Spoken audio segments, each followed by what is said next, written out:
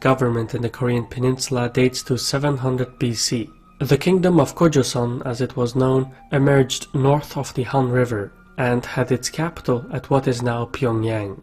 Like most domains in East Asia, Gojoseon was heavily influenced by the Chinese and Manchurian culture. Somewhere by 400 BC, a second realm, known as the State of Yin, was established in the south of the peninsula. There remain too few artifacts to tell the whole story, but the border between the southern state of Yin and the northern kingdom of Gojoseon was strikingly similar to the present demilitarized zone by the 38 parallel north. The point in question is that much like the geopolitics of today, the peninsula was a contested area. For instance, the dominion of Gojoseon was conquered by a Chinese kingdom, only to break away a century later, before returning to the Han dynasty in China. This back-and-forth conflict eventually turned Gojoseon into a Chinese client state. Ancient burial sites in Pyongyang are filled with Chinese goods, such as silk and jewelry, which illustrate that the North Korean kingdom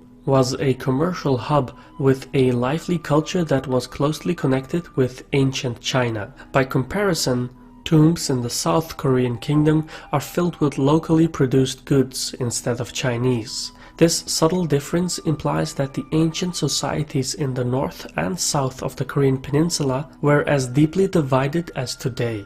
In the 2nd century AD, the Han dynasty in China collapsed and the court in Pyongyang managed to break away and reinvent itself as the kingdom of Goguryeo. The newly established kingdom had to face off against the neighboring Chinese and nomadic warlords. From this experience, the Goguryeo society developed a martial culture of their own. They constructed fortresses across the realm, mastered horsemanship and archery, and at the peak of their power, they even managed to expand into Chinese territory by conquering most of the Manchuria region as well as the remainder of the Korean peninsula. For having defied the odds against a numerically superior opponent, the Goguryeo kingdom is viewed with great pride in the modern Korean societies. However, in the 5th century, a new kingdom called Yamato had unified the Japanese islands and established commercial ties with China. As a hub between the Japanese and Chinese realms, the domains in the south of the Korean peninsula benefited greatly from the regional trade. In fact, the southern realms of Shilla, Baekje, and Kaya grew so wealthy that they rebelled against Pyongyang's rule and formed their own independent kingdoms. In Korean history, this stage is known as the period of the Three Kingdoms, and the era presents many similarities to the current situation in the peninsula. The southern kingdoms imported many foreign ideas from mainland Asia. For instance, Buddhism and Confucianism were the prevailing beliefs, while the local scripts were based on Chinese characters. One of the newly formed southern kingdoms, Shilla, conquered its smaller neighbor Kaya. Soon afterwards, Shilla secured an alliance with the Tang dynasty in China and conquered the southwestern kingdom of Baekje, which had its capital by what is now known as Seoul. Shilla's power had surged so rapidly that it overthrew the kingdom of Goguryeo completely in the 7th century.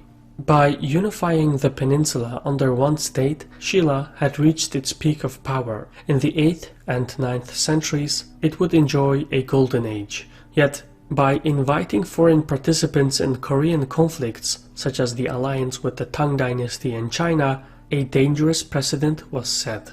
Then, as now, geopolitics was a delicate business. If Shilla could exploit its central position wisely, it could hold the balance of power between Japan and China. On the other hand, if it lost control, it might be crushed between these two powers, and that is precisely what happened in the early 10th century. An internal conflict among the Korean nobility broke the stalemate and divided the kingdom of Shilla into numerous local groups. One of those factions, led by Wang Kong, established an understanding with the Japanese rulers. This alliance shifted the balance of power, and Wang Kong conquered all of the Shilla territories and established the Goryeo kingdom. The modern name Korea is an abbreviation of the ancient Goryeo dynasty, which emerged as a prosperous state with a sophisticated culture. Much like their predecessors, the rulers of Goryeo sought to emulate the political system of the Song dynasty in China by recruiting Chinese monks, merchants, sentries, etc. However, unlike the previous kingdoms, Koryo constructed its capital, Kaesong, by the mouth of the Han River. By relocating its court to the center of the country, Koryo sought to strengthen the bond between the societies in the north and south. The arrangement worked so well that in the following century, Koryo enjoyed a cultural surge. Many modern Korean cultural features are rooted in this era, including clothing, cuisine, music, ceramics, and many other crafts. It was also an era of innovation. Korean scholars experimented with gunpowder weapons, and the inventor Cho Wang-yi constructed the world's first printing press with movable parts 200 years before Gutenberg's press in Europe. Yet, despite these achievements, the rulers of Koryo soon encountered the same difficulties that the preceding dynasties had to deal with. By the 11th century, a new fight among the nobility plunged the kingdom into a political crisis. Military and civil court officials sought the favor of the supreme ruler, and in the ensuing domestic rivalry, the military officials orchestrated a coup against the civil administration and gained the de facto control of the state. This ordeal severely weakened the grip of the ruling monarchs. By the 13th century, Kublai Khan of the Mongols had crushed, plundered, and conquered China. To add insult to injury, he proclaimed himself the Emperor of China and established the Yuan dynasty. In 1271, the Mongols also subjugated Koryo, and for the next century, the Koreans once again paid tribute to their larger neighbor, as they had done so during the Han dynasty a millennium earlier. However, following the takeover of the East Asian mainland, the Mongols shifted their attention to the Japanese archipelago. Since the Korean peninsula was the shortest route to Japan, the Mongols forced the rulers of Koryo to construct warships and provide supplies for the Mongol invasion of Japan. Although this campaign ultimately failed, for Japanese rulers it was a moment of clarity, as they came to see the Korean peninsula as a fundamental security risk. In the mid-14th century, the Yuan dynasty fell apart, and Koryo broke free. Yet, in doing so, its coastline was immediately exposed to raids by Japanese pirates. At the same time, the new Ming dynasty in China mobilized its armies and sought to reclaim its control over the peninsula. Sensing that an invasion was imminent, the Korean military commanders prepared to meet their Chinese counterparts on the battlefield. As the Korean expedition crossed the Yalu River by the Chinese border, a general named Yi Sang-ge refused the call to war and turned his army south towards the capital, where he deposed the king and seized power for himself. The general established the Joseon dynasty in 1392 and moved his court to modern-day Seoul. To reassure the Ming dynasty, the kingdom of Joseon maintained close ties with China. The most esteemed Joseon monarch was Seisho the Great, who reigned over the peninsula in the 15th century. As a patron of art and science, he promoted the research of astronomy, medicine, music, economics, etc. Yet his most celebrated achievement was the creation of the Korean alphabet. In essence, the cultural advances during the Joseon dynasty played an indispensable part in the formation of the Korean identity. This age of prosperity broke down in 1592, when the powerful military ruler Toyotomi Hideyoshi centralized power and conquered all the other domains in the Japanese archipelago. Up to this point, warlords in Japan had been preoccupied with each other. They had perfected the art of war, applied the latest innovations, and fielded hundreds of thousands of veteran warriors. With Hideyoshi's rise to power, all these components came under his command. Emboldened by his sheer strength, Hideyoshi sought to subjugate China. However, to do so, he had to conquer the Korean peninsula first. These circumstances sparked the Japanese invasions of Korea.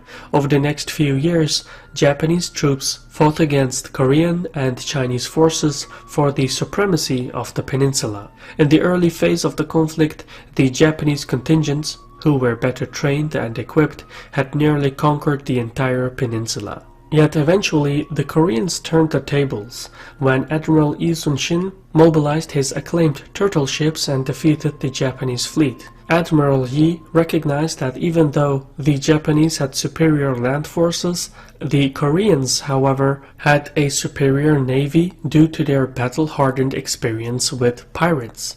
The admiral used this to his advantage and decisively defeated his Japanese counterparts in every fight. In his most acclaimed battle, Admiral Yi, with only 12 ships, defeated a Japanese armada of 330 ships without losing a single vessel. By securing the seas, the Korean admiral had severely immobilized the Japanese forces and detached them from their supply chain. Hideyoshi's forces were left with no choice but to retreat. For his military prowess, Lee Sun-shin is credited as one of the greatest naval commanders in history.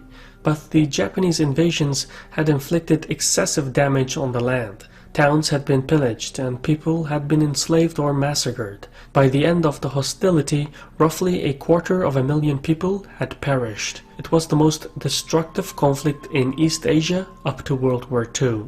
Following the death of Hideyoshi in 1598, the succeeding Japanese rulers abandoned the designs for Korea and China, and in the following decades, all three states ceased their contentious attitudes and focused inwards. Yet the regional truce was once again disrupted when the warrior Jurchen tribes in Manchuria unified into a strong coalition and launched sporadic raids into China.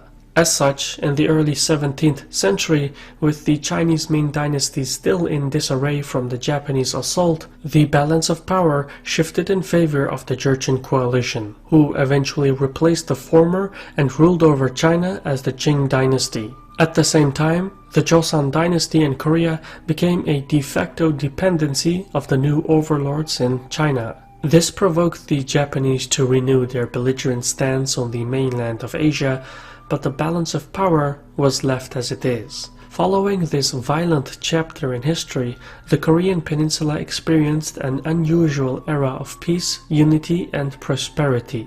In the next 2 centuries, the Kingdom of Joseon extensively reformed its organization for civil administration, taxation, education, agriculture, etc.